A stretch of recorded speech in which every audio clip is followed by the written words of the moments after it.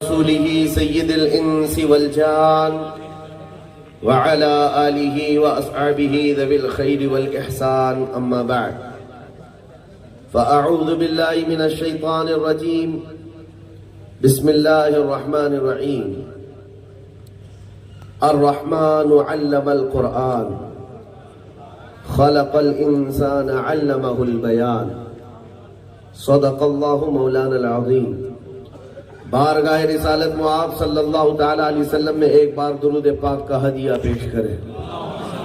اللہم صلی علی سیدنا و مولانا محمد والکرم وآلہ واصحابہ الکرام وابنہ وسلم صلاة دائمتا سرمدا ابدا.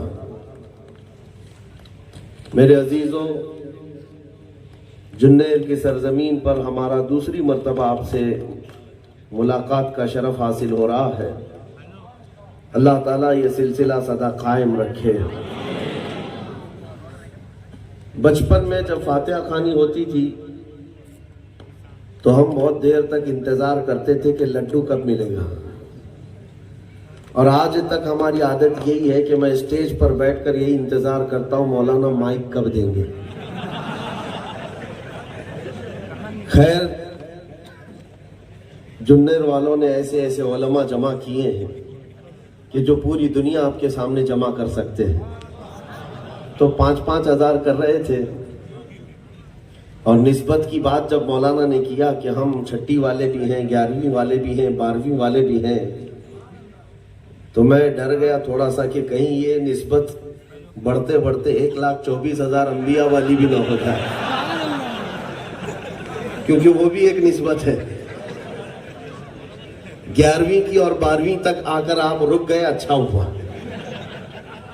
1,24,000 کم و بیش نبیوں کی نسبت لیتے تو پھر رات لمبی ہو جاتی. خیر میرے عزیزو، یہ علماء اپنے لیے نہیں مانگتے، اللہ کے گھر کے لیے مانگتے.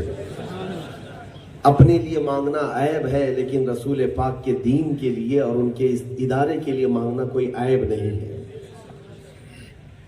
لوگوں کو ایسا لگتا ہے کہ یہ چندہ کرتے کرتے مولانا لوگ کس طرح سے کرتے ہیں. دیکھو تو ذرا ان کی حالت. تم 1 روپیہ کسی سے مانگ نہیں سکتے، شرم و حیا ہوتی ہے مانگنے کے لیے، لیکن یہ ساری شرم و حیا نکال کر پھینک دیتے ہیں حضور پاک کے دین کی خاطر، صرف نبی پاک صلی اللہ تعالیٰ علیہ وسلم کے لیے.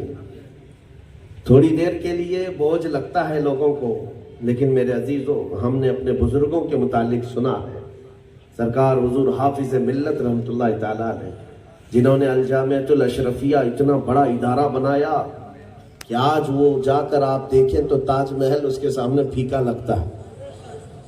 ایسا بڑا ادارہ جس کے لیے انہوں نے ایسے لوگوں کے سامنے اپنا دامن پھیلایا تھا اور کہا تھا کہ یہ میرے جبے میں ڈال دو.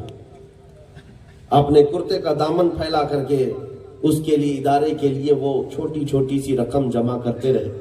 میرے والد گرامی فرماتے ہیں کہ رات کے وقت وہ نکلتے تھے گاؤں میں 2 نعت خانوں کو لے کر کے، اور نعت پڑھنے والے نعت پڑھتے رہتے تھے. مبارک پوری لوگ ایک ایک شعر پر چندہ دیتے رہتے تھے، اور رات میں چندہ کرتے اور پھر صبح آ کر کے بخاری شریف بھی پڑھایا کرتے تھے.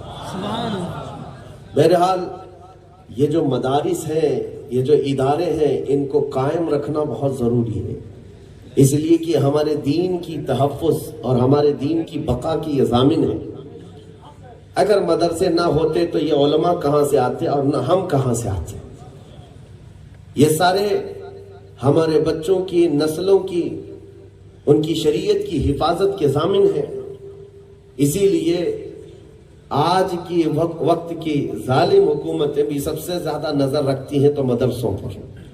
اس کی وجہ کیا ہے؟ انہیں پتا ہے یہ مدرسہ ہے جہاں کی خاک سے انسان بنائے جاتے ہیں. یہاں سے انہیں اندازہ ہے کہ نکلنے والا پوری قوم کے اندر گرمی پیدا کر دیتا ہے، ورنہ باقی سارے لوگوں کو بھیڑ بکری کی طرح جب چاہے وہ ہانک دیتے ہیں. ان کو معلوم ہے کہ ایک عالم پیدا ہو گیا تو اس کی زبان سے نکلنے والے الفاظ توپ سے زیادہ اثر رکھتے ہیں. انگریزوں نے بھی مسلمانوں کو قتل زیادہ نہیں کیا، 30,000 علماء کرام کو پھانسی پر چڑھایا تھا غدر کے موقع پر. جو آزادی کی جنگ شروع ہوئی تھی 1857، کشمیر سے لے کر دلی تک ہر درخت پر ایک عالم دین کی لاش لٹکتی تھی. کالا پانی، انڈمان نکوبار کی سزائیں کس کو دی گئی ہیں؟ علماء اکرام کو دی گئی. انگریزوں کو بھی سب سے زیادہ کوئی جماعت کھلتی تھی تو وہ علماء کی جماعت ہے. آج بھی سب سے زیادہ ان کو چبھتی ہے کوئی جماعت تو علماء کی جماعت. میرے عزیزوں، یہ جو لوگوں میں آج خلفشار ہے ایک طرح سے علماء کو لے کر، آپ کو میں ایک بات بتا دوں، ہندوستان کی سرزمین کی ایک کٹرواد تنظیم جس کو مسلمانوں کی دشمنی کے بغیر کوئی کھانا ہضم نہیں ہوتا، انہوں نے اپنی ایک ٹیم اسپین بھیجی تھی. اسپین میں 700 سال تک مسلمانوں کی حکومت رہی. اس کے بعد وہاں حکومت ختم ہو گئی، اب عیسائیوں کے ہاتھ ہے. تو یہاں کی جو ٹیم گئی تھی وہ یہ معلوم کرنے کے لیے کہ تم نے 700 سالہ حکومت کو کیسے جڑ سے نکال پھینکا اور کیسے ختم کیا. تو یہاں سے جو ٹیم گئی تھی اس کو وہاں کے اسپین کے دانشوروں نے جو چیزیں بتائی، سنو میرے عزیز و توجہ سے، بہت ساری چیزیں انہوں نے بتائی.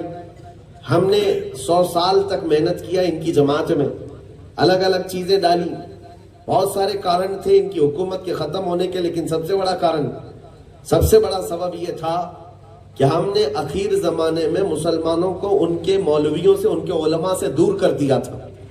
ان کے علماء کے متعلق ہم نے ان کے دماغ میں، نوجوانوں کے دماغ میں ایسا بٹھا دیا تھا کہ یہ پیسے کے پجاری ہیں، یہ عیاش ہیں، یہ فلاں ہیں. تو عوام الناس جب علماء سے دور ہو گئی تو وہ دین سے بھی دور ہو گئی. پھر اس کے بعد عوام کے دلوں میں نہ قرآن بچانے کی حفاظت، نہ اسلام بچانے کی اور اس کے حفاظت کا خیال رہا، کچھ نہیں. علماء کے بارے میں چڑھتے تھے لوگ، اور اس کے بعد ایک وقت آیا کہ ہم نے 700 سالہ حکومت کو ہمیشہ کے لیے نکال پھینک دیا، ان کے زعم کے مطابق، ان کے خیال کے مطابق. میرے عزیزوں، اسی تھیوری پر آج یہ کٹرواد تنظیمیں عمل کرتی ہیں کہ نوجوانوں کے دلوں سے علماء کی محبت اور ان علماء کی قدر کو ختم کر دیا جائے. اور اس سے ہوتا کیا ہے؟ نوجوان جب علماء سے دور بھاگتا ہے تو اس کے دل میں اب دین کا درد بھی نہیں رہ جاتا. قرآن پاک، رسول پاک، اسلام، اللہ رب العزت کی ذات پر ہونے والے حملوں کے متعلق کوئی سیریسنس بھی نہیں آتی. یہ دوری کا سبب ہے. اور ان جلسوں میں ہم اسی لیے جاتے ہیں کہ علماء اور عوام کی ملاقات ہو جاتی، ایک دوسرے سے ملاقات ہو جاتی. بہرحال یہ میری کچھ تمہیدی گفتگو تھی. جب تک یہ نکلنے والے طلباء ہر مدرسے سے نکلتے رہیں گے، ہماری امید کی کرن ہمیشہ روشن رہے گی کہ دین کی حفاظت کرنے والا کوئی نہ کوئی ان میں صلاح الدین ضرور پیدا ہوگا. میرے عزیز ہو، ان چیزوں کی، ان کی حفاظت کا خاص خیال رکھیں کہ میرا بچہ نہیں پڑھ سکا یا حالات کا شکار ہو گیا، لیکن کسی کا بھی بچہ پڑھے گا، میرے دین کی حفاظت کرے.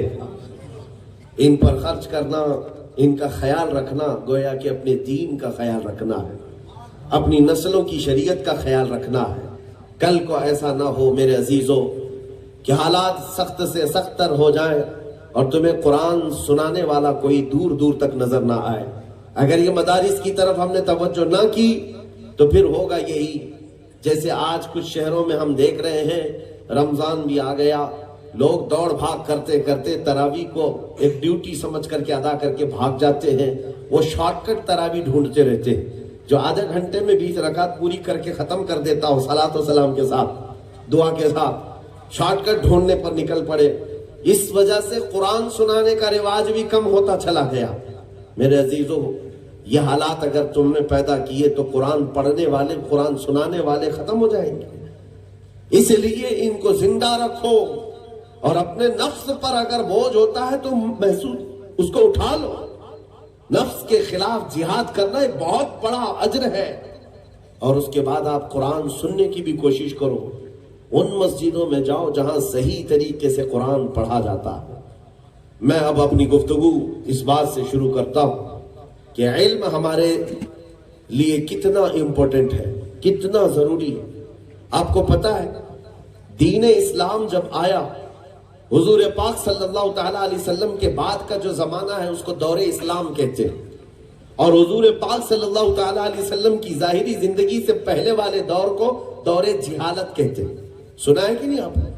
دور جہالت اور اس کے بعد دور اسلام، اپوزٹ چیزیں ہونا چاہیے۔ اسلام کا اپوزٹ تو کفر ہے، دور جہالت دور کفر ہونا چاہیے تھا، لیکن بولا کیا جاتا ہے دور اسلام اور اس سے پہلے کا دور جہالت۔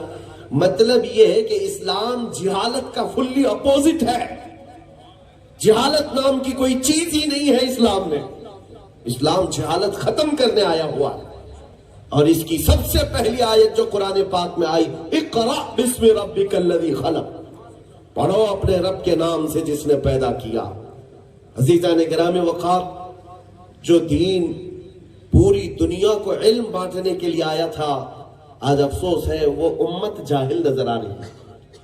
نبی پاک صلی اللہ تعالیٰ علیہ وسلم کا وہ انقلاب میں آپ کو بتاؤں، مدینہ طیبہ میں جب حضور تشریف لے گئے تو صرف 6 لوگوں کو قلم پکڑنا آتا تھا، 6 لوگوں کو لکھنا آتا تھا۔ حضور پاک صلی اللہ تعالیٰ علیہ وسلم نے 10 سال مدینہ طیبہ میں گزارے، اور اس کے بعد روایتیں بتاتی حضور کی وفات کے بعد 80,000 لوگوں کو لکھنا آتا تھا، 80,000 لوگوں کو لکھنا آتا تھا۔ یہ کتنا بڑا انقلاب ہے، کتنا بڑا ریولوشن ہے۔ آپ کو پتا ہے حضور اکرم صلی اللہ تعالیٰ علیہ وسلم نے جنگوں میں یہ نظام قائم کر رکھا تھا۔ بدر کی جنگ میں جب کفار قید ہو کر گئے، 70 قیدی پکڑے گئے تھے، جنگ بدر جو پہلی جنگ ہے، اور 70 قیدی پکڑ کر کے لائے گئے تھے۔ سرکار دو عالم صلی اللہ تعالیٰ علیہ وسلم نے مشورہ فرمایا ان کے ساتھ کیا کیا جائے، تو صدیق اکبر کے مشورے پر عمل ہوا۔ آپ نے فرمایا ان کے پاس سے فدیہ لے کر ان کو چھوڑ دیا جائے۔ تو اس بات پر عمل ہو رہا تھا، جس کے پاس، جس قیدی کے پاس جو مال تھا وہ دیتا تھا، آزاد ہو کر جاتا تھا، اور جس کے پاس مال کچھ بھی نہ ہو، جس کے پاس مال نہ ہو، دے کر کے آزاد ہونے کا، جرمانہ دینے کا کچھ سسٹم ہی نہیں رکھا ہو گھر پہ، اس کے لیے دوسرا آپشن، سیکنڈ آپشن کیا تھا؟ حضور پاک صلی اللہ تعالیٰ علیہ وسلم فرماتے دوسرا آپشن یہ ہے کہ اگر تم کوئی فن جانتے ہو، کوئی ہنر جانتے ہو، میرے 10 صحابہ کو وہ سکھا دو اور آزاد ہو جاؤ۔ جو پکڑے گئے قیدی ہیں ان کو بھی حضور پاک صلی اللہ تعالیٰ علیہ وسلم نے آزاد کرنے کے لیے شرط رکھی تھی کہ ان کے پاس جو فن ہے وہ سیکھ لیا جائے، وہ سکھا دیا جائے۔ علم ہر جگہ سے حاصل کرنے کا تو حکم آیا۔ میرے عزیزو، آج یہ قوم ہمارے پاس ہاتھوں تک علم آ گیا لیکن لینا نہیں چاہتی۔ قیامت کے دن کوئی عذر نہیں ہوگا۔ آج کے دور کے لوگوں کے لیے میں کہہ رہا ہوں، اگر تمہیں قرآن پڑھنا نہیں آتا، دین اسلام کے مسائل نہیں معلوم ہے، کل کو تم رب تعالیٰ کی بارگاہ میں یہ کہو گے کہ کوئی عالم آیا ہی نہیں تھا ہمارے پاس سکھانے کے لیے، ہمارے لیے سیکھنے کا کوئی ذریعہ ہی نہیں تھا، تو جھوٹے کہلاؤ گے۔ پہلے کے دور کے لوگ جو آلات نہیں تھے، اسباب نہیں تھے، گاؤں دیہات کے رہنے والے تھے، وہ کہہ سکتے تھے کہ ہمارے پاس کوئی ذریعہ نہیں۔ آج تو گھر گھر ہر ہاتھ میں تمہارے پاس موبائل اور انٹرنیٹ ایسا ہے، ساری چیزیں گھر بیٹھ کر کے حاصل کر سکتے ہو۔ اب تمہارے پاس عذر کیا رہ گیا؟ ایک قاری قرآن کو کھولنے جاؤ، 70 قاریوں کی آواز تمہیں قرآن کی مل جائے گی۔ ایک جگہ سے تجوید سیکھنا چاہو، 100 مدرسوں کی تجوید اس میں انٹرنیٹ پر مل جائے گی۔ لیکن انٹرنیٹ کا استعمال سیکھنے کے لیے تھوڑی نہ ہے۔ بچوں نے تو یہی سمجھا ہے رات بھر پب جی کھیلنے کے لیے انٹرنیٹ، رات بھر فیس بک پر اور انسٹا پر چیٹنگ کرنے کے لیے ہے۔ یہ سوشل میڈیا کی اس بھیانک دور میں تمہارے ایمان کو، تمہارے اخلاق کو دنیا نے خرید کر رکھا ہے۔ تمہارے دماغ ایسے مسلوب ہے، ایسے سلب کیے گئے ہیں کہ تم اپنی مرضی سے کچھ نہیں کر رہے۔ ملٹی نیشنل کمپنیاں جو چاہتی ہیں وہی تم کرے جا رہے ہو۔ یہودیوں کا ایک بہت بڑا پلان تھا۔ میرے عزیزو، ایک روایت میں بتاتا ہوں، نبی پاک صلی اللہ تعالیٰ علیہ وسلم نے فرمایا ایک دور تم پر ایسا آئے گا کہ جب لوگ ایک دوسرے کا گوشت کھانا چاہیں گے، قتل اتنا بڑھ جائے گا کہ ایک دوسرے کا گوشت لوگ کھانا چاہیں گے۔ صحابہ نے پوچھا کہ یا رسول اللہ صلی اللہ علیہ وسلم ایسا کیوں ہوگا؟ حضور نے فرمایا भूख की वजह से यानी हालात ऐसे बेकाबू हो जाएंगे कि कहत आ जाएगा, असबाब कुछ नहीं होंगे इनके पास, भूखमरी की वजह से एक दूसरे का गोश्त खाने को तैयार हो। सहाबा ने कहा, या रसूल अल्लाह सल्लल्लाहु अलैहि वसल्लम, भूख तो हमारे जमाने में भी है, फाका तो हम भी करते हैं, लेकिन एक दूसरे का गोश्त खाने वाला मसला उस जमाने में। तो रिवायत में मिलता है कि हुजूर ने फरमाया कि उस वक्त उनके दिमाग सल्ब कर लिए गए होंगे। ये वो दौर है, दिमाग सल्ब कर लिए गए होंगे। मतलब ये है मेरे अजीजों, मैं अगर गहराई में जाऊं तो एक अलग टॉपिक हो जाएगा, मैं इस पर ऑलरेडी गुफ्तगू कर चुका हूं। क्रिप्टो करेंसी और उसके अलावा जो डिजिटल मार्केट, डिजिटल लाइफ में जो हमको लाया गया है, सब कुछ तुम्हारे साथ से खत्म हो जाएगा। तुम्हारे पास नोटों की और सिक्कों की कोई चीज ही नहीं है, कागज पेपर सब खत्म, डिजिटल हो गए ना। अब सिर्फ नंबर तुम्हारी पूरी जायदाद है, चंद नंबर बता दिए जाएंगे कि तुम्हारी पूरी जायदाद है। 1 लाख रुपए है, कहां है? पकड़ने में तो नहीं है, लेकिन वो है। ये जो बिटकॉइन वाली दुनिया है, पूरा का पूरा बगैर देखे तिजारत कर रही है। उनको पता ही नहीं है बिटकॉइन होता क्या है, सिर्फ हवाओं में है। ये कुछ लोगों की एक लॉबी है, पूरी दुनिया में काम कर रही है। ये यहूदी लॉबी, सिर्फ 13 लोग पूरी दुनिया का बिजनेस चला रहे हैं। वो चाहते हैं कि तुम्हारा दिमाग सल्ब हो, जिसके लिए इन्होंने इंटरनेट की इस भयानक दौर का जाल बिछाया। नेट किसको कहते हैं पता है ना? जाल को कहते हैं। इंग्लिश में नेट किसको कहा जाता है? जाल को। और ये ऐसा जाल है, उसको अरबी में शबका कहते हैं, जिसमें मछली फंसती है। और ये आज के दौर में ऐसा फैलाया गया है कि जितनी मछलियां सब फंसी हुई। मैं कहता हूं मेरे अजीजों, हेरोइन, कोकेन, अफ्यून, ये जो नशा है, इनका एडिक्ट छूट सकता है। इंटरनेट का नशा छूटना बहुत मुश्किल है, बहुत मुश्किल है।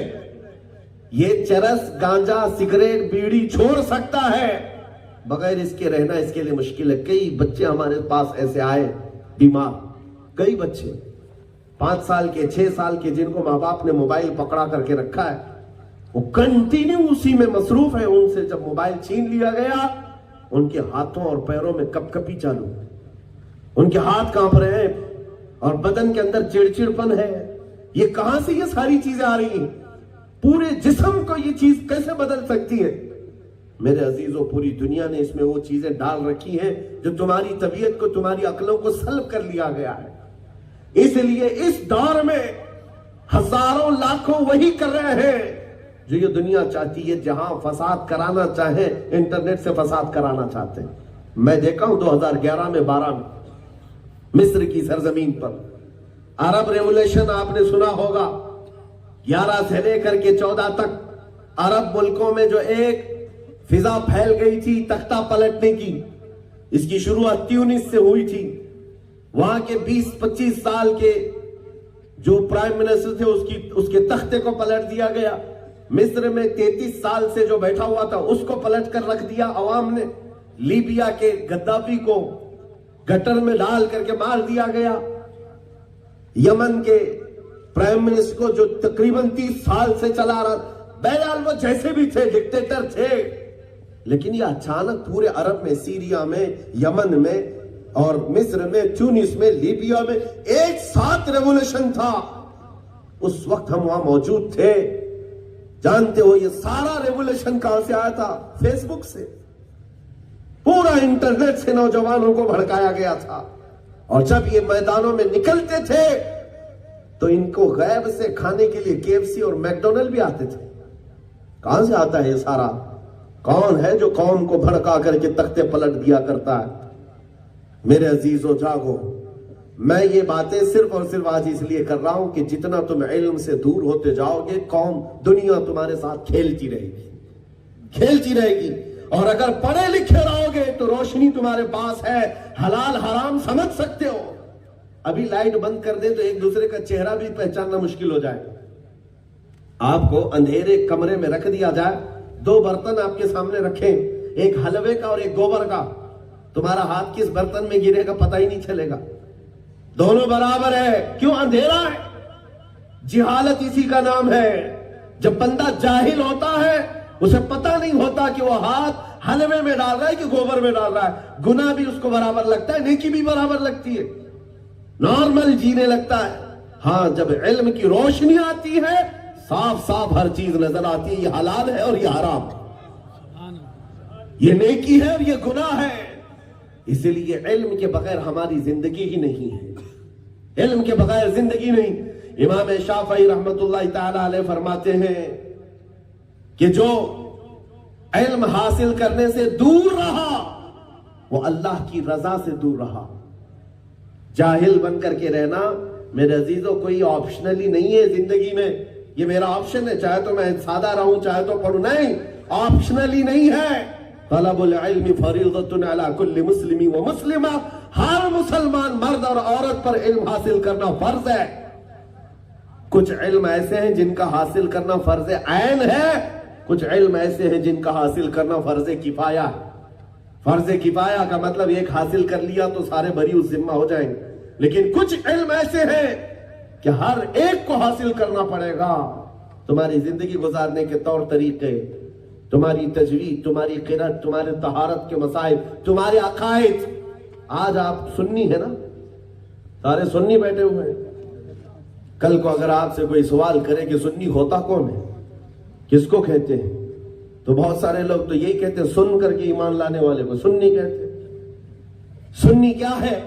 تمہیں اپنے عقائد تو معلوم ہو، کون سے عقیدے ہیں جس پر چلنا مجھے ضروری ہے، ورنہ شیطان آئے گا اور تمہارے عقیدے کو ختم کر دے گا.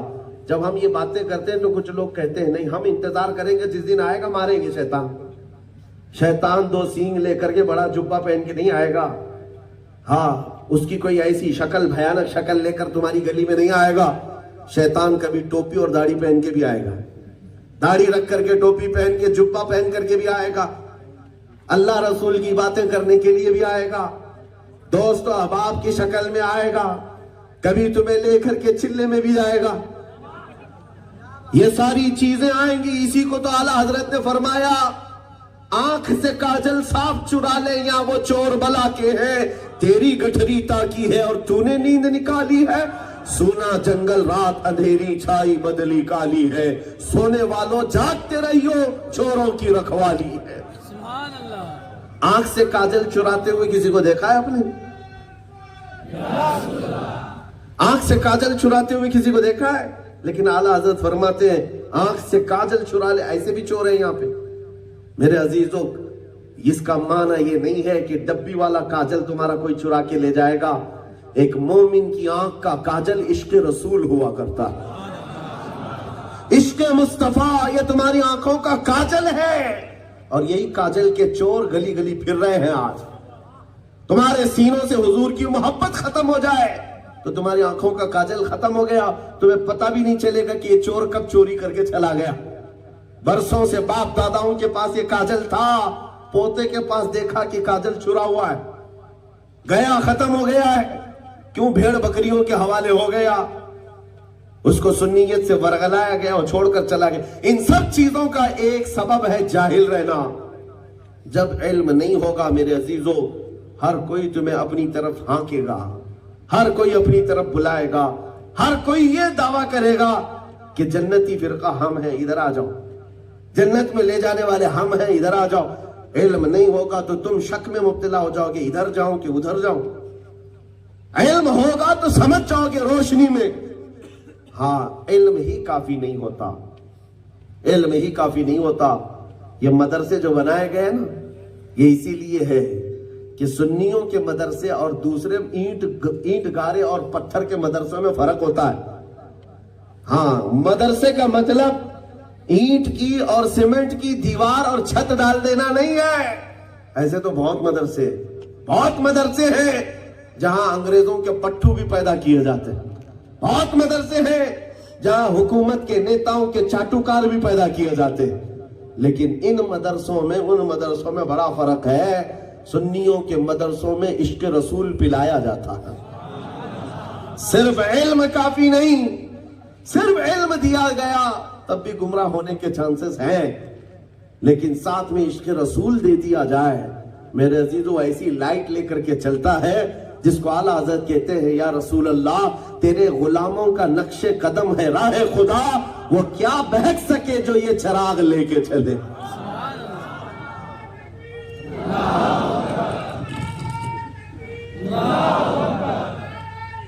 یا رسول اللہ، یا رسول اللہ۔ قرآن پاک میں اللہ تبارک و تعالیٰ فرماتے ہیں قد جاءکم من اللہ نور و کتاب مبین، مشہور آیت ہے، مشہور آیت ہے، سنی کو ہر ایک بچے کو معلوم ہوگی کیا مطلب ہے۔ قد جاءکم من اللہ نور و کتاب مبین، بے شک تمہارے پاس اللہ کی طرف سے ایک نور آیا اور ایک روشن کتاب۔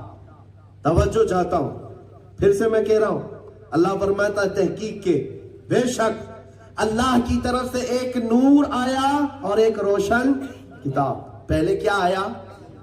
پہلے کیا آیا؟ نور آیا، اور پھر کیا آیا؟ روشن کتاب۔ نور سے مراد میرے مصطفیٰ کی ذات ہے، نور سے مراد کیا ہے؟ حضور پاک صلی اللہ تعالی علیہ وسلم ہے، اور روشن کتاب سے مطلب کیا ہے؟ قرآن پاک۔ دیکھو اللہ تبارک و تعالیٰ نے فرمایا، ترتیب بھی دیکھو، پہلے تمہارے پاس نور آیا، پھر کیا آیا؟ روشن کتاب۔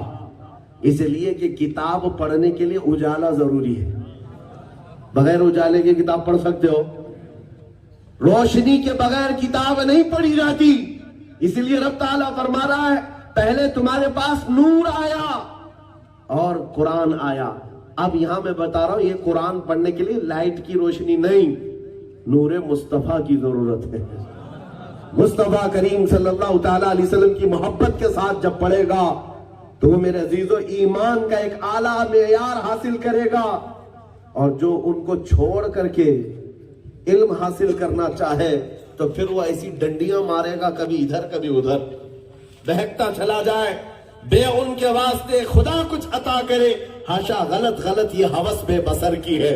جنر والوں، مجھے بڑی خوشی اس بات کی ہوتی ہے یہاں پر آنے کے بعد۔ ابھی میں پوچھ رہا تھا حضرت حضور غازی ربانی صاحب قبلہ رحمت اللہ تعالی علیہ یہاں پر 50 سال تک تشریف لاتے رہے، سبحان اللہ۔ مجھے یہاں آنے کے لیے بہت پاپڑ بیلنے پڑے، تاریخ یہ بچہ جو ہے وہاں آفس میں آ کر کے سوال کر کے بیٹھ گیا تھا، سو گیا تھا، بہت سارے یہاں سے اصرار آتے رہے، ہم تنگ آ کر کے کہے جنر والوں کو دے دو پہلے، حالانکہ ہم کو اس تاریخ سے پہلے راجوری جانا تھا، بیچارے وہ رمضان سے پہلے سے آ رہے تھے، لیکن اتنا تنگ کیا جنر والے کہ آنا پڑا۔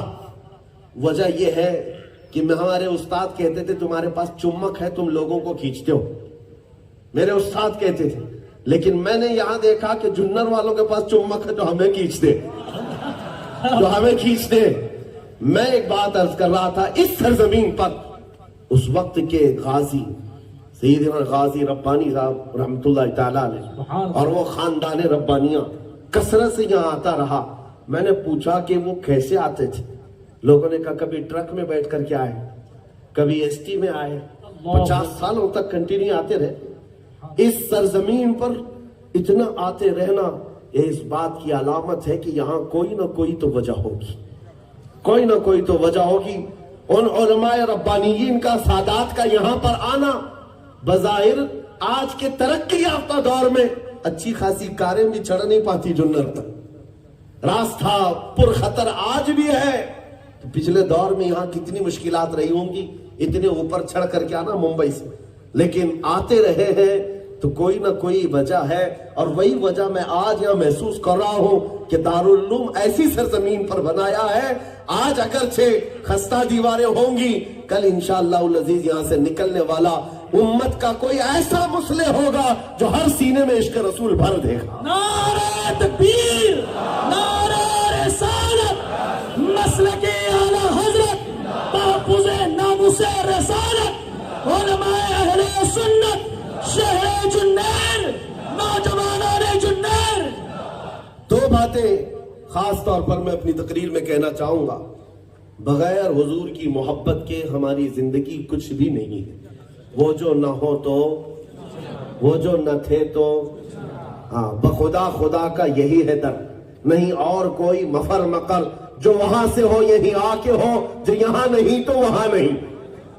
یہ بات سمجھ کر کے چلو، دو چیزیں زندگی میں ہمارے لیے، ایک نبی پاک صلی اللہ تعالیٰ علیہ وسلم کی محبت کاملہ، اور جب حضور کی محبت سینے میں آ جاتی ہے تو سب سے پہلا اثر کیا دکھاتی ہے پتہ ہے؟ سب سے پہلا اثر حضور کی محبت آتی ہے، پہلا اثر یہ دکھاتی ہے کہ اس بندے کو بے خوف بناتی ہے، دنیا سے ڈرنا چھوڑ دے، اس لیے کہ پھر وہ اعلان کرتا ہے عشق گر جرم ہو تو پھانسی کی سزا دو مجھ کو۔ حضور سے محبت کرنے والا بے خوف ہوتا ہے، سب سے پہلا اثر حضور کی محبت یہ دکھاتی ہے۔ اور اگر دلوں میں خوف بسا ہوا ہے، ڈر ہے، سہمے ہوئے ہیں، تو علاج کرا لو اور دل کی دھڑکنوں کو حضور کے لیے وقف کرو، پھر دیکھنا ہر کیڑے مکوڑے سے اور ہر بڑی طاقت سے تم ڈرنا چھوڑ دو۔ کیوں؟ اس لیے کہ نبی پاک صلی اللہ تعالیٰ علیہ وسلم کی محبت جینے کا سلیقہ سکھاتی ہے۔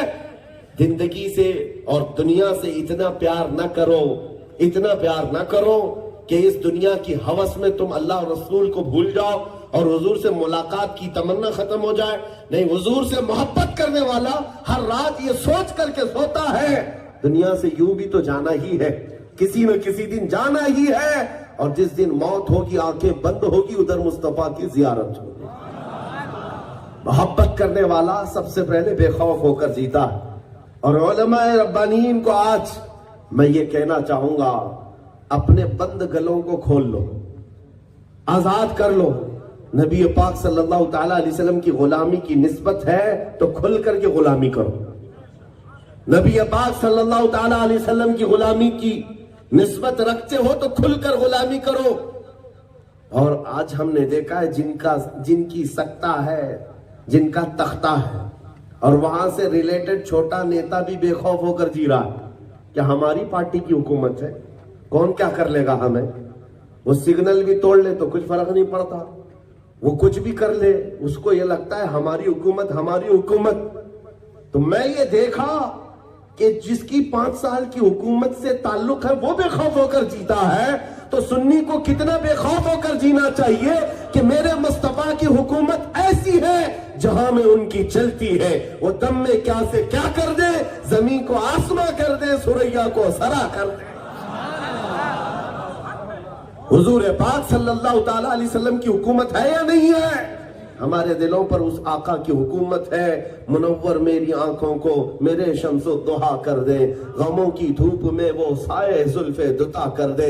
اور تاج الشریعہ رحمت اللہ تعالیٰ علیہ نے یہ فرمایا تھا کہ میرے آقا کے سلسلے میں نبی مختار کل ہے، جس کو جو چاہے عطا کر دے۔ جب ایسی حکومت کہ ہم قائل ہیں، تو حضور پاک سے جب رشتہ ہے تو دیکھو بے خوف ہو کر جینے والا کیا کہتا ہے، جس کے دل میں عشق مصطفیٰ آ جائے پھر اس کے بعد اس کا خوف نکلتا ہے، اور پھر کیا کہتا ہے؟ بریلی کا قلم کہتا ہے خوف نہ رکھ رضا ذرا، تو تو ہے عبد مصطفیٰ۔ خوف نہ رکھ رضا ذرا، تو تو ہے عبد مصطفیٰ، تیرے لیے امان ہے، تیرے لیے امان ہے۔ سبحان اللہ۔ خوف نکالنے والی کون سی چیز ہے؟ عشق مصطفیٰ۔ بے شک۔ اور وہ بریلی کے تاجدار مدینے کے سفر پر ہے، اور جانتے ہیں جہاز کا سفر کیا ہوگا کہ نہیں کیا ہوگا مجھے پتا نہیں۔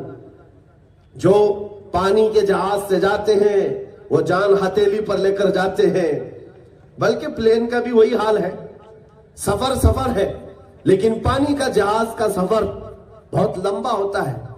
میں نے کیا ہے میرا پہلا حج، اور دیکھا ہے جب بیچ سمندر میں جہاز پہنچتا ہے، یہاں سے نہیں، ہندوستان سے نہیں، مصر سے گئے تھے ہم، تو بیچ سمندر میں جب جہاز پہنچ جاتا ہے تو آسمان پانی سے لگا ہوا دکھتا ہے ہر جگہ، ہم اکیلے ہیں، پوری دنیا میں کوئی ہے ہی نہیں، جہاز ایک پرندہ بھی نہیں اڑتا بیچ میں، صرف پانی کی آواز اور ہمارے جہاز کی آواز، اور کبھی ڈوب گیا تو خبر بھی نہیں ہے۔ یہ حالات تو جہاز میں رہتے ہیں، کبھی ہچکولے کھاتا ہے تو سارے لوگ بھاگ کے باہر آتے ہیں، پوچھتے ہیں کیا ہو رہا ہے۔ ان لوگوں کو جو سفر پر رہتے ہیں، روز کیپٹن کو اور عملے کو عادت سی رہتی ہے، وہ سب کو بھگا دیتے ہیں، یہ روز ہوتا رہتا ہے، جاؤ سو جاؤ۔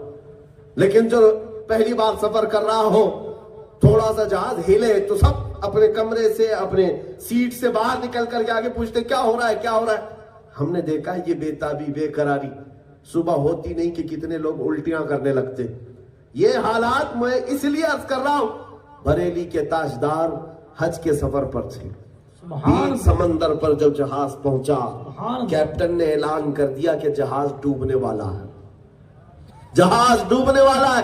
ارے میاں میں نے سفر کیا جہاز ہلتا تھا تو لوگ پریشان ہو کے باہر آتے. کیپٹن کہتا کچھ نہیں ہوا جاؤ. لیکن وہاں بریلی کے امام جس سفر میں تھے کیپٹن خود ہی کہہ رہا ہے ڈوبنے والا ہے. وہ خود اعلان کر رہا ہے ڈوبنے والا ہے. اب تو ڈر کتنا ہو دل کے اندر بے تابی بے قراری کتنی ہو لیکن عاشق رسول عشق جب آتا ہے تو بے خوف بنا دیتا ہے. قلم لیے لکھے جا رہے ہیں. ماں نے کہا احمد رضا اعلان سنے جہاز ڈوبنے والا ہے. کہا اماں ماں جان میں نے بھی سنا ہے لیکن جہاز نہیں ڈوبے گا آپ آرام سے بیٹھے. کیپٹن کچھ اور کہہ رہا ہے سنیوں کا کیپٹن کچھ اور کہہ رہا ہے. کیا کہہ رہا ہے نہیں ڈوبے گا. کہا اتنا یقین کیوں. کہا میں نے وہ دعا پڑھ لی تھی جو میرے مصطفیٰ نے بتائی. میں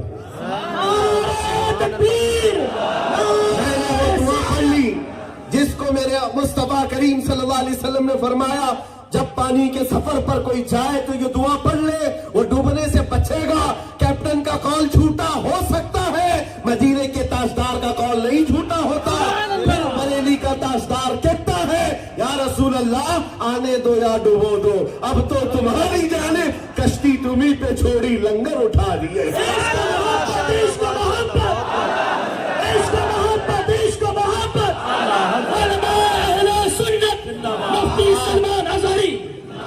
میرے عزیزو یہ ہے بے خوف ہو کر جینے والی زندگی. طوفان کر رہا ہے میرے عزم کا طواف.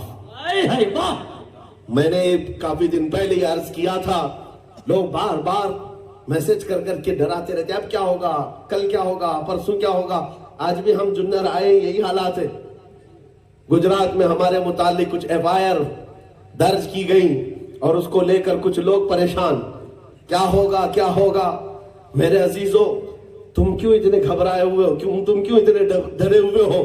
ہم نے تو سر جب اوکھلی میں رکھی دیا ہے تو مسل سے ڈرنا کیا ہے. حضور پاک صلی اللہ تعالی علیہ وسلم کی بات کر رہا ہوں کسی اور کے لیے نہیں. تم خود ہی بھڑک رہے ہو ہم نہیں بھڑکا رہے. میں اگر آپ کے سامنے کہوں میاں مشہور شعر ہے کچھ دیر کی خاموشی ہے میں آپ کو کہہ رہا ہوں ارے پورا سن تو لو پورا سن لو. مشہور شعر ہے کچھ دیر کی خاموشی اس کو میں نے تھوڑا سا بدلا ہے. کچھ دیر کی خاموشی ہے پھر شور آئے گا. آج کتوں کا وقت ہے کل ہمارا دور ہے. اس شعر کو بولنے پر اب تو آزادی بھی نہیں رہ گئی. زبردستی کسی نے ٹویٹ کیا اور کہا انہوں نے ہماری قوم کو کتا کہا. میں نے کہیں کوئی لفظ کہا نہ ہی میں نے کسی بھی قوم کا ذکر کیا نہ ہی تمہارے گرو گھنٹال کا نہ کسی بادشاہ کا نہ کسی نیتا کا کہیں ذکر نہیں کیا. تم خود ہی کتا بننا چاہ رہے تو میں کیا کروں. ہم نے کہیں کوئی ذکر نہیں کیا ہے اور نہ آج ذکر کر رہا ہوں. میاں اگر کوئی کتا کتا کہہ کر پکارے آپ کیوں بھڑک رہے ہو آپ کیوں بھڑک رہے ہو. آپ کو تو اللہ نے انسان بنایا ہے آپ کو اللہ نے انسان بنایا ہے. اس لیے میرے عزیزوں یہ جو ماحول بنایا گیا ہے ڈر اور خوف کا میں یہ چاہتا ہوں کہ عشق مصطفیٰ جس کے سینے میں آئے سب سے پہلا اثر یہ دکھاتا ہے عشق بے خوف ہو کر جیے. سبحان اللہ. بے خوف ہو کر جینا چاہتا ہے. یہ تو تھے اعلیٰ حضرت جو سمندروں کی لہروں میں یہ اعلان کر رہے تھے. میں جو بات کہہ رہا تھا وہ یہی ہے حالات جیسے بھی بگڑتے جائیں خراب ہوتے جائیں میں یہ کہتا ہوں طوفان کر رہا ہے میرے عزم کا طواف. دنیا سمجھ رہی ہے کشتی بھنور میں ہے. دنیا سمجھ رہی ہے کہ کشتی بھنور میں ہے. ارے کشتی بھنور میں نہیں یہ طوفان میرے حوصلوں کا طواف کر رہا ہے. طوفان میرے حوصلوں کا طواف کر رہا ہے.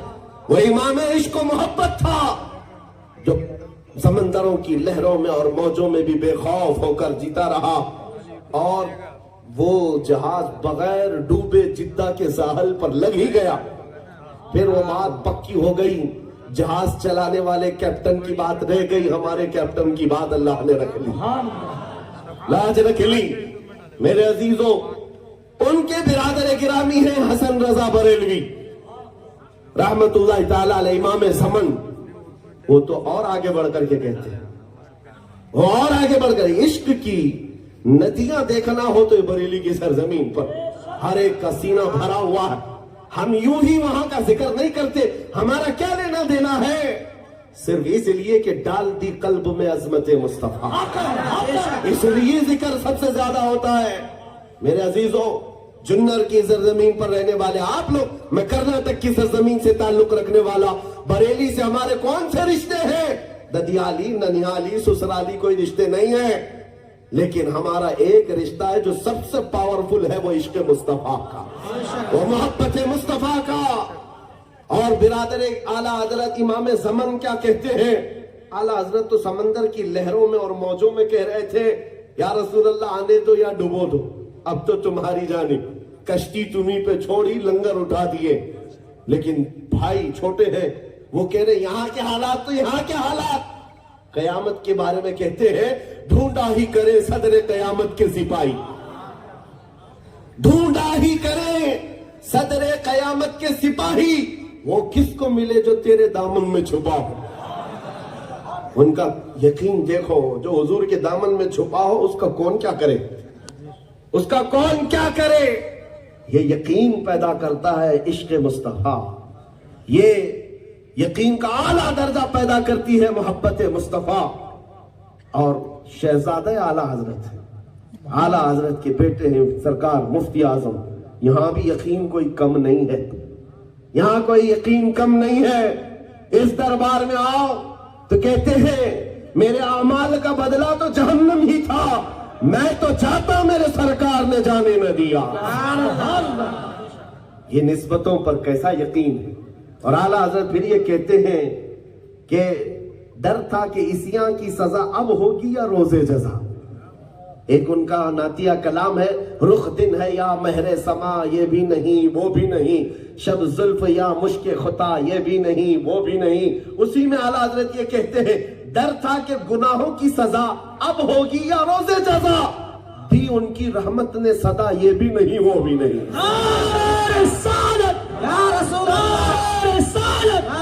इश्क मोहब्बत, इश्क मोहब्बत। अच्छा, ये तो खानदान की बात चल रही थी, ऐसा लग रहा है जुन्नर में उर्से आला हजरत हो रहा है। सुभान अल्लाह। मेरे अजीजों, इश्क की बातें आती हैं तो अर्ज किया जाता है, अर्ज किया जाता है, इतनी मिसालें मौजूद हैं। और फिर मैं अपनी गुफ्तगू में उस नाम को क्यों ना लूं जिसने हमारे जुल्फे बरहम को संवारा है, हमारी पलक नोक को जिसने सुधारा है, वो नाम है ताजु शरिया बद्र तरीका। आला हजरत के उलूम का जानशीन कम नहीं है, बेखौफ होकर जीने वाला, वो तकवा और तहारत का इमाम। ये कहता है, मुझे क्या फिक्र हो अख्तर, मुझे क्या फिक्र हो अख्तर, मेरे यावर है वो यावर, बलाओं को जो मेरी खुद गिरफ्तार बला कर दे। बस्ती बस्ती करिया करिया, ताजो शरिया, ताजो शरिया, करिया करिया, ताजो शरिया, ताजो शरिया, ऐज़ाने ताजो शरिया। ये बातें कहां से आती हैं? ये बेखौफ होकर जीना कौन सिखाया है? जमींदारी निजाम ने नहीं, नेताओं की चापलूसी ने नहीं, सियासत के गलियारों ने नहीं, बेखौफ होकर कोई चीज जीना सिखाती है, वो इश्क मुस्तफा की दौलत है, इश्क मुस्तफा की दौलत है। जानते हो, इस दौर से भी ज्यादा खतरनाक वक्त आ गया था इमरजेंसी का। बूढ़े हजरात जानते होंगे, हाँ, जो पुराने हजरात है वो जानते हैं, इंदिरा गांधी के जमाने में इमरजेंसी का निजाम ऐसा आ गया था, पकड़ धकड़ ऐसी थी, निजाम कुछ भी नहीं है, जो चाहे वो डिक्टेटराना निजाम था, कोई कुछ ना बोले, बस एक की हुकूमत। ये इमरजेंसी के दौर में, जानते हो, इमरजेंसी के दौर में वो चाहती थी लेडी के नस्ल बंदी का कानून आ जाए, सिर्फ एक बच्चा, दो बच्चा, या इसके अलावा मर्दों की भी नस्बंदी कर दी जाए। इस सिलसिले में खतरा था हुकूमत को तो सिर्फ और सिर्फ ये मदारिस से या उलमा से, क्योंकि इनकी पूरी कौम इनकी सुनती है। तो हुकूमत ने पहले वो भाड़े वालों को बुलाया, किराए वालों को, जो उनकी किराए पे चलते थे, ان मौलवियों को बुलाया, कहा देखो ऐसा ऐसा प्लान है। सबने कहा आमन्ना सद्दकना, हुकूमत आपकी हम भी आपके, नसबंदी को कानून में बना दिया जाएगा। अब जो खतरा था हुकूमत को बरेली से था कि यहां से भी अगर पास हो गया तो सब हो जाएगा। और उस वक्त बरेली में कौन बैठा था? शहजादा आला हजरत। हुकूमत की तरफ से प्रस्ताव आया और ये फतवा पूछा गया, नसबंदी क्या है, मुसलमानों के लिए इस चीज का होना चाहिए कि नहीं। सरकार मुफ्ती आजम हिंद को ये बताया भी गया, कानून लाया जा रहा है। आपने फरमाया नसबंदी इस्लाम में हराम है, हराम है, हराम है। कहा गया हुकूमत ये चाहती है और कई उलमा इसमें आ गए हैं। आपने फरमाया हुकूमत बदल जाएगी, मेरे मुस्तफा की शरीयत नहीं बदलेगी। उस दौर में जानते हो ये फतवा जब निकला था, जो बुजुर्ग वहां बरेली में मौजूद हैं वो फरमाते हैं इस फतवे के प्रिंट करने पर भी पाबंदी थी। जिसने छापा था वो पूरा प्रेस जला दिया गया, उसके प्रेस के मालिकान को गिरफ्तार किया गया। जिन्होंने दीवारों पर पोस्टर लगाए थे इस फतवे के, उनको गिरफ्तार किया गया। लेकिन कानून को न बनना था न बना, और शहजादा आला हज़रत की जुबान से जो बात निकली, 2 साल नहीं गुजरे थे, हुकूमत का तख्ता पलट ही गया, पलट ही गया। ये बेखौफ होकर जीने वाला मुफ्ती आजम, जो वक्त की तागूती ताकतों से आंखों में आंखें डालकर बात करने वाला कौन होता है? आशिक रसूल ही हो सकता। इश्क मुस्तफा बेखौफ होकर जीना सिखाती है। मेरे अजीजों, आज तुम्हारे दिलों के अंदर ये चीज मैं देना चाहता हूं कि अपने दिलों को हुजूर के लिए रख लो। आला हज़रत फरमाते दिल है वो दिल जो तेरी याद से मामूर रहा, सर है वो सर जो तेरे नाम पे कुर्बान गया। उन्हें जाना, उन्हें माना, न रखा गैर से काम, लिल्लाहिल हम्द मैं दुनिया से मुसलमान गया। अजीजा ने गिरामी वक़ार, हालात की पेचीदगियां, हालात की खराबियां, लोग बार बार हमें ये टोचन देते हैं, ताना मारते हैं कि तुम्हारे हालात इतने खराब हो गए, अब क्या होगा, तब क्या होगा। मियां हम कहते हैं हम ये तारीख तो 1400 साल से पढ़ते आ रहे हैं। हमने करबला भी सुना है, हमने बदर भी सुना है, उहद भी सुना है, खंदक भी सुना है। इस्लाम को खत्म होना था तो शहजादा रसूल के कत्ल पर करबला में खत्म हो जाता, इस्लाम खत्म हो जाता। लेकिन इस्लाम की ये इसकी आइडेंटिटी है, इसकी स्पेशलिटी है, इस्लाम जिंदा होता है हर करबला के बाद। इसकी खुसूसियत है, इस्लाम जिंदा होता है हर करबला के बाद। इस पर भी कुछ लोगों को आपत्ति है। मेरे इस बयान को भी लेकर के कहा गया भड़काऊ बयान है। इन्होंने कहा है अभी करबला का आखिरी मैदान बाकी है। ये तो मेरे दीन की सच्चाइयां हैं। नबी पाक सल्लल्लाहु ताला अलैहि वसल्लम ने जो बशारत दी है, क्या मैं वो भी नहीं बयान करूंगा? हुजूर ने फरमाया क़यामत के करीब सूरज पश्चिम से निकलेगा। हुजूर की बात पर यकीन है या नहीं? नबी पाक सल्लल्लाहु अलैहि वसल्लम ने फरमाया क़यामत के करीब दज्जाल आएगा। हुजूर की बात पर यकीन है या नहीं? नबी पाक सल्लल्लाहु ताला अलैहि वसल्लम ने फरमाया याजूज माजूज आएंगे, पूरी दुनिया में फसाद मचाएंगे। हुजूर की बात पर यकीन है या नहीं? मेरे आका ने फरमाया क़यामत के करीब ईसा अलैहिस्सलाम नाजिल होंगे और यहाँ पर हुकूमत भी करेंगे। इस पर यकीन है या नहीं? ये मेरे दीन की तालीमात है, क्या मैं इसको भी न बयान करूं? उन्हीं निशानियों में मेरे आका ने ये भी फरमाया क़यामत के करीब एक बहुत बड़ी जंग होगी जिसको अल-मलहमतुल कुबरा कहा गया। 80 झंडों के नीचे दुश्मनाने इस्लाम लड़ने के लिए आएंगे मोमिनीन से, और ये मैदान जंग शाम का इलाका दिमश्क का होगा, जहां 3 दिन तक ऐसी जंग होगी। हुजूर फरमाते पहले दिन मुसलमानों में, मोमिनीन में 1/3 लोग, 1/3 लोग मैदान छोड़कर भाग जाएंगे, मैदान छोड़कर भाग जाएंगे। सुनो मेरे आका ने फिर क्या फरमाया, इरशाद फरमाते हैं वो दुनिया के सबसे बदतरीन लोग होंगे, अल्लाह के अजाब में गिरफ्तार होंगे। और दूसरे दिन मेरे आका फरमाते हैं 1/3, 1/3 तो कत्ल हो चुके होंगे, शहीद हो जाएंगे।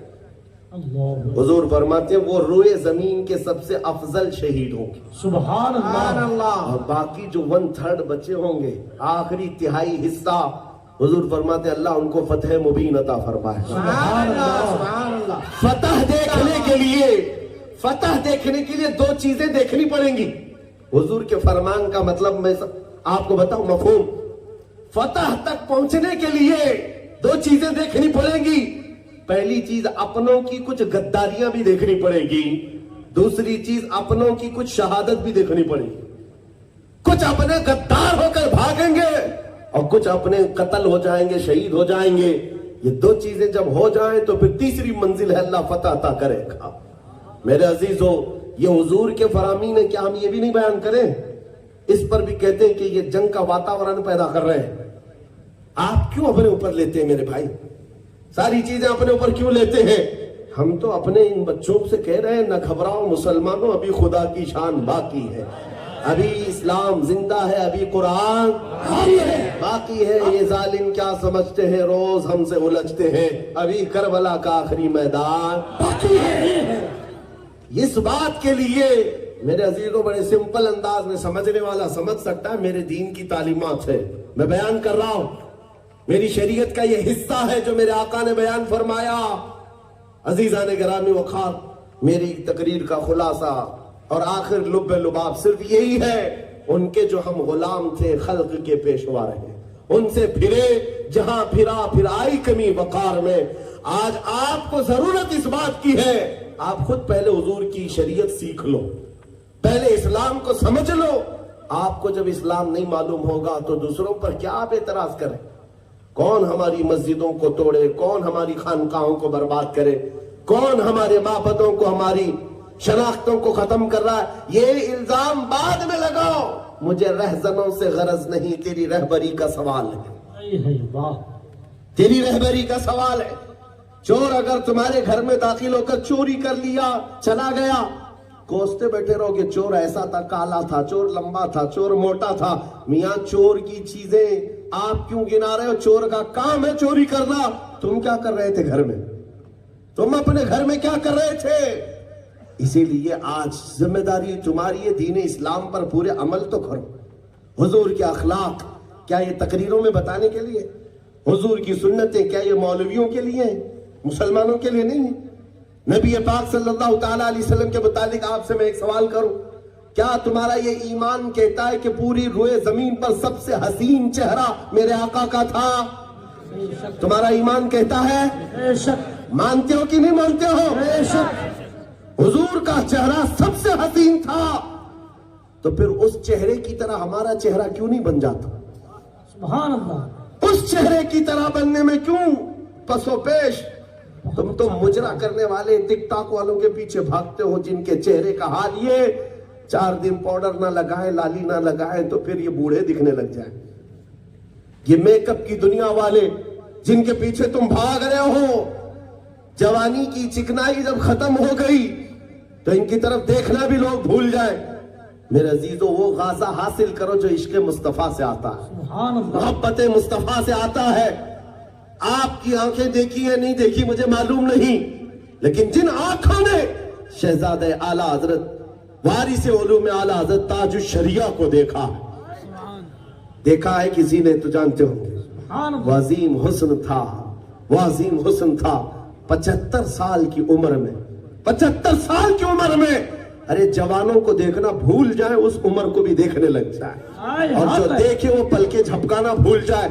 हिंदुस्तानी तो हिंदुस्तानी है, इराक के लोग, शाम के लोग, मिस्र के लोग उनको देखने के लिए टूट पड़ते हुए मैंने देखा है। हालांकि उनके यहाँ हुस्न जमाल खूब है, मिस्र में हुस्न कम नहीं है, शाम में हुस्न कम नहीं है, इराक में कम नहीं है, बावजूद उसके एक चेहरा है जो सबको खींच रहा है। इसका मतलब ये है, खूबसूरत का मतलब गोरा होना नहीं है, इश्क मुस्तफा खूबसूरती होती है। बहुत जिसके चेहरे पर हो फिर रंगत नहीं देखी जाती, वो खींच लेता है। इसलिए ग्लैमर की दुनिया से निकल आओ, ये फैशन की दुनिया से निकल आओ। नौजवानों, सारी इज्जत मेरे मुस्तफा के कदमों में है, बेशक हम सब की इज्जत और आबरू मुस्तफा से वाबस्ता है।